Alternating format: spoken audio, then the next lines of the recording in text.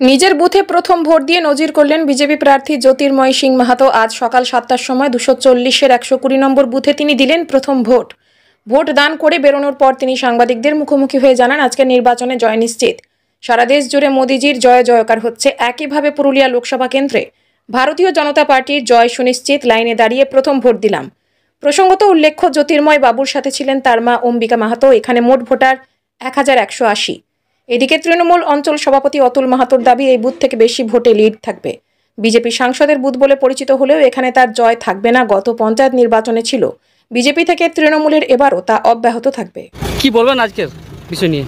দেখুন, গণতন্ত্রের পক্ষে 120 নম্বর বুথ বাঘমুন্ডি বিধানসভা প্রথম ভোট পড়লো আর কি।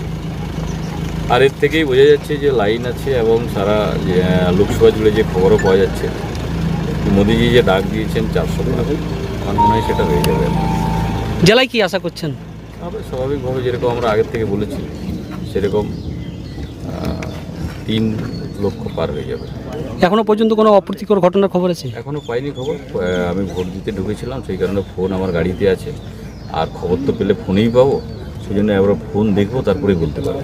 আর সারাদিনে কি কর্মসূচি রয়েছে? সারাদিন যেখানে কোনো কিছু ছিটফুট কোনো কিছু সমস্যা হলে সেখানে ছুটবো। আর ভাগ করে নিয়েছি আমরা বিধানসভা অনুযায়ী, তবু যেরকম পরিস্থিতি হবে সেইভাবে যাওয়া হবে। প্রথম ভোটটা কি আপনি দিলেন?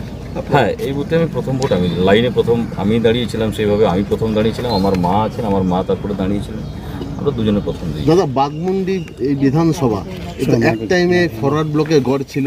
এবার নেপাল মাহাতো কংগ্রেসের প্রার্থী হয়েছেন এবং সেখানে সিপিআইএম তারা তাকে সমর্থন করছেন।